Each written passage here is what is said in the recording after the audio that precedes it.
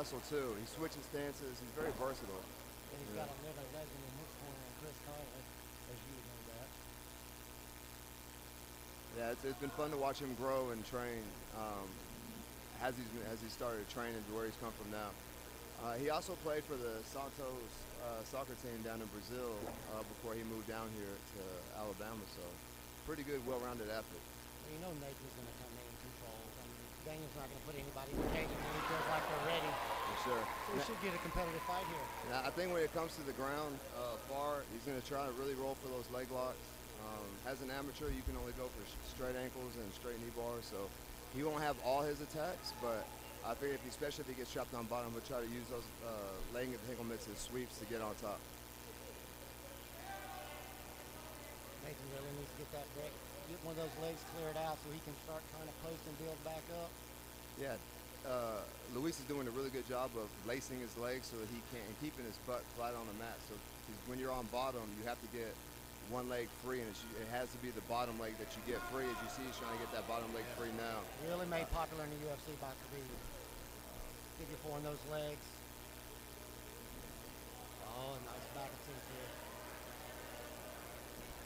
Excellent control, dude. I'm really impressed with the way Luis is controlling this fight. You know, I thought that Farr would have a little bit of advantage on the ground, just because that's like the main thing that they do over there in Coleman at Triad, but you know, Luis is doing a really good job of. Nice reversal there for Nathan to come up on top. He's going to look to rain down some punches. Oh, nice. We got that triangle attempt. That cage is in the way. He needs to make a little space. Pummel for underhooks. Farr's doing a good job of taking away space. We just gave him some space for the legs now.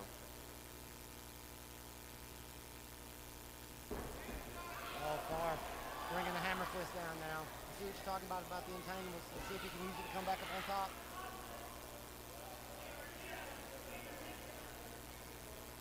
I really like the way Luis is attacking everything. He may not get the attempt, but he's doing a really good job of being able to come up and use those as ways to make space to get back up on top, just like he did. Now he's back up on the offense. He used that K-guard entry into the arm bar to get back up on top. Now he needs to jump his body across because Farr's going to jump for this guillotine. You can see him working his hands. He's working that ninja choke. Yeah. Good recognition, though. Excellent, excellent, excellent. This is what I'm talking about, dude. He'll surprise you. He sees the attempt, you know. He's a very natural fighter, I think. Very fluid. He sees things. Look for Farr to try to control that distance a little better this time. Little in and out movements. He attacks a lot with that front leg, and I think it's just to like manage distance and whatnot. And I would imagine that he's going to leap in with that rear hand after making a little bit of distance with that front leg. Well, you spent some time in your career training with Stephen Thompson, so you know a little bit about how that lead leg can help control distance as well. Yeah, absolutely. It's a really good distance maker, and it sets up other opportunities. You know, you get them thinking one thing, and then you come back with something else. You just touch them with the leg, and they come with the hands, or the other way around. But in that bladed stance, he could attack. He could attack the inside and the outside leg kicks.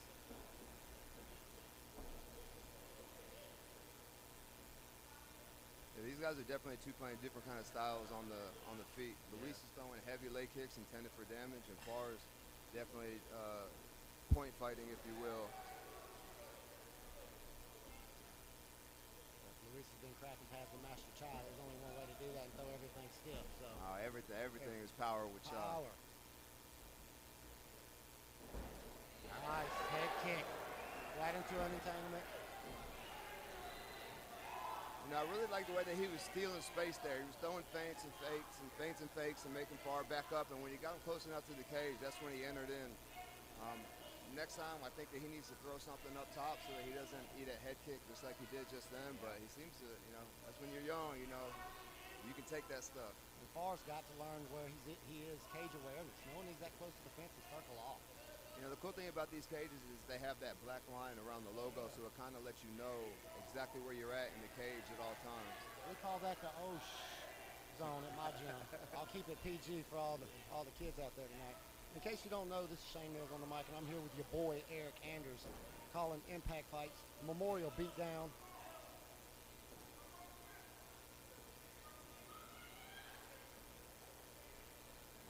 right back again. Farr needs to use that fence to help peel him back in front. You know, Luis is doing like jiu-jitsu and striking. He needs to do MMA. Just because you're in a dominant position on the ground, that doesn't mean that you have to just wrestle or just jiu-jitsu. If you're not in a position that you like, you can throw punches to soften them up. Both these guys, this is their third or fourth fight. So it looks like he's going for that rear naked choke attempt. Yeah, he needs to throw strikes on the ground. Well, you have to mix it up, but like I said, sometimes young amateurs, you know, you get locked into one training aspect. You're having some success with it, and stay on that as long as you can. Yeah, you know, they're young, so they're still learning to put it all together at the same time and make it seamless. You know? Like jockey, jockey. I'd like to see Farr put some combinations together. Let's see something in front of those kicks. You know, probably wouldn't be a bad idea to try and take Luis down as well. And get on top, because, you know, once the fight gets to the ground, he seems to have a hard time. Some combinations and pressure. Yeah, some left hands and right hands coming in. Nice though by weathering the storm. He doesn't seem to have an answer for that body lock takedown. We definitely worked out a lot in the gym during practice. Work a lot on the cage. That's where a lot of the fight takes place, especially in these smaller cages and these smaller shows. The cage is a little bit smaller, so you don't have as much room to fight. I would love to see him stay on top right there. Let's go. You know, right now Luis needs to turn into him. Right, he can't give up the heavy position on bottom. You know, Farr is a big, strong guy, really good at jiu-jitsu. So, you know, this is gonna be a bit of a storm for him to weather. And I think this is what Luis should have been doing when he was on top. He's doing damage. Wants to soften up. Luis is doing a good job putting his back on the mat, turning his hips perpendicular to Farr. When you roll to your belly like that, you're giving up your back. You know, Farr's doing a good job. He's that trying bottom hook is really not in very well. He could easily slide those hips out. A little tougher now. Farr is for sure trying to win this fight. He knows he's down. He needs this finish, so he kind of threw jiu-jitsu out the window, I think, and is going for damage and trying to finish the fight. Definitely soften him up, force some jiu-jitsu. Instead of going belly down, he needs to slide his back to the mat. Exactly. He's try to get that right shoulder to the mat now if he can, or the left shoulder to this opposite side. Right now he needs to be hand fighting. He needs to be pushing them elbows and hand fighting. He needs to be turning into him and not into the cage. Farr went to the body triangle, which makes it even more difficult to escape. There we go. Changing sides on the body triangle. That definitely takes a lot of pressure off the body triangle for Luis. Now, if he could just take his bottom foot and swivel it inside and kind of kick Farr's foot off, push that knee out. And he'll be able to slide down.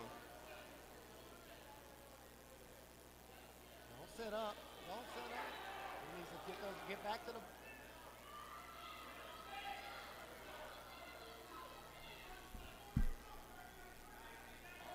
Now, when you try to sit away from him, you're giving up the space and you're giving him your back. 30 seconds is a long time. To defend this choke, Luis needs to push up on the elbow, get wrist control, and peel his arm off. And he's doing it. Now he's going to get mounted with a head and arm triangle. There's 10 seconds left. This is where Farr could be dangerous right here. He's a very strong guy. If he can drop, he's giving us a thumbs up. He's okay. Good job. And a hell of a fight by those two competitors. Hey, valiant effort in the third round, but I still think it's going to be Luis 2 rounds tonight. Your judges score it 28-29.